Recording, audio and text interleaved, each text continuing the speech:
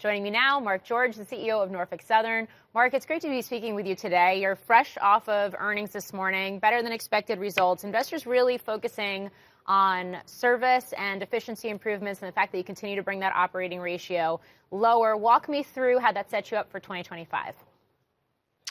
Hey, thanks for the question, Morgan. It's great to be here. Yeah, we just had our earnings release. We reported some really strong results. We closed out the year in Q4 following a really strong Q3. You know, we've got really good productivity momentum right now. We're a bit of a self-help story. So we took out $292 million of cost in 2024, and we got line of sight to at least $150 million more in 2025. On top of that, we feel like there's a supportive economic backdrop for us to grow as well.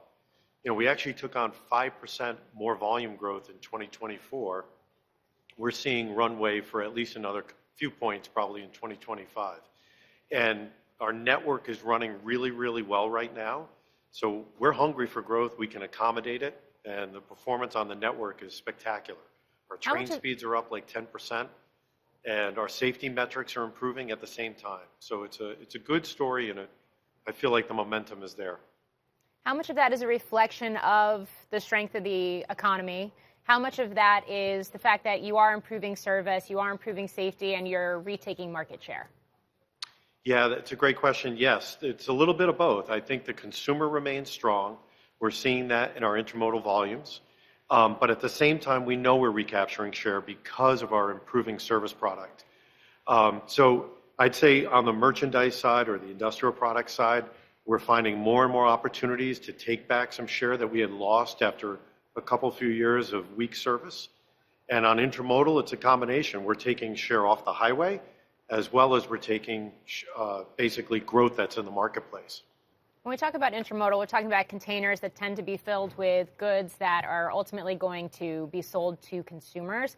How much of the strength we saw in the fourth quarter was a pull forward, perhaps ahead of the possibility of port strikes that we know have since been resolved? How much of it is just the fact that retailers and others are now restocking inventories? I think it's more of the latter. I think, you know, there's probably still a little bit of leftover noise early in the quarter with the port potential for another port strike on the east. But at the end of the day, I'd say over the course of a quarter, we were in pretty good shape with, I think it's mostly consumer demand that was driving that volume. And by the way, you know, also what we move in those containers are parcels. And we had a peak season for basically delivering for the holiday season that was absolutely perfect. So we had 7% growth in our parcel volume during, call it November, December, and we delivered it with perfection over the course of those 2 months. Interesting. We don't talk about it very often, but how big of a customer UPS is for railroads such as yours. To that point, when you look across the industrial part of the economy, that has been more sluggish.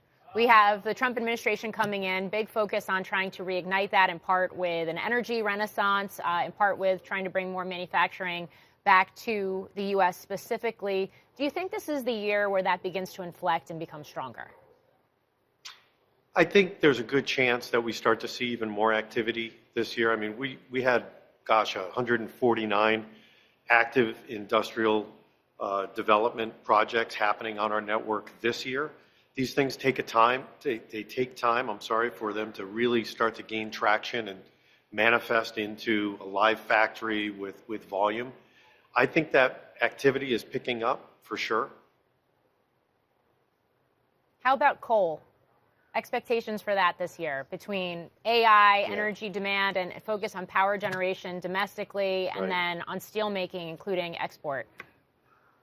Great question. I think, you know, when we look at our coal franchise, we look at it in two different buckets. We have the utility coal, which is largely to supply power plants here in the U.S., although there is some that we export. We expect that volume level will probably decline mid-single digits next year. Basically, the utilities have pretty good stockpiles, even though we've had a cold winter. They're pretty good stockpiles still at the utilities, but also we have natural gas prices, which have been fairly low. And when utilities determine where they're going to procure power, oftentimes they'll go to natural gas because it is somewhat cleaner than coal. But if nat gas prices go up, then we start to see the coal burn shift back up. So right now, our anticipation, given where natural gas prices are pointing, is that we'd probably see demand go down mid-single digits to high single digits next year for the utility side. Metallurgical coal demand is still pretty good. A lot of that is exported, some is domestic. There, though, the prices are where we're going to see a challenge next year. When you look at the metrics that drive seaborne metallurgical prices, those are pointing down. So volume is not the issue there. It's more of a function of metallurgical pricing. How are you gaming out possible changes to trade policy, possible implementation of tariffs, including on Mexico and Canada as soon as this weekend? How have policies similar to that in the past impacted the railroads and freight volumes? You know, we went through this 8 years ago with some of the tariffs, and I think what we've learned is that it takes a while for the supply chains to reconfigure around tariffs when they start to get implemented. And coming from an industrial company myself, where you had factories in Mexico, it takes a while for you to make or change your decisions on where you want to produce based on what are potentially could be short-term type of tariffs. At the end of the day, Morgan, I would tell you, we move the U.S. economy, we move GDP, and whether the activity is imported for products or whether they're produced in the U.S., we're going to move it. And the beauty is we're pretty nimble right now operationally, so we can adjust very quickly to where the products are coming from, whether it's from import or from domestic suppliers. And finally, ongoing cleanup, settlement, insurance recovery efforts regarding that derailment in East Palestine, Ohio, that happened nearly 2 years ago.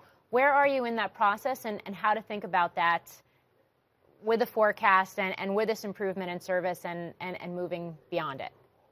Yeah, so I was actually in East Palestine last week just to monitor how we're doing with regard to cleanup and taking care of the community as we had committed. Very pleased with our efforts there. I would say our cleanup is largely complete, but we're working very close with the EPA to make sure that we check all the boxes that they expect, and also by our own standards. So we're going to be in East Palestine for a long time to come. We have a lot of employees who live in East Palestine. But we want to also do right by the community because of that as well. And we've struck an agreement with the village to make sure that we fulfill all the commitments we've made to them. So I'm generally feeling really good about that. Mark George, the CEO of Norfolk Southern, thank you so much for joining me. Thank you very much. Take care, Morgan.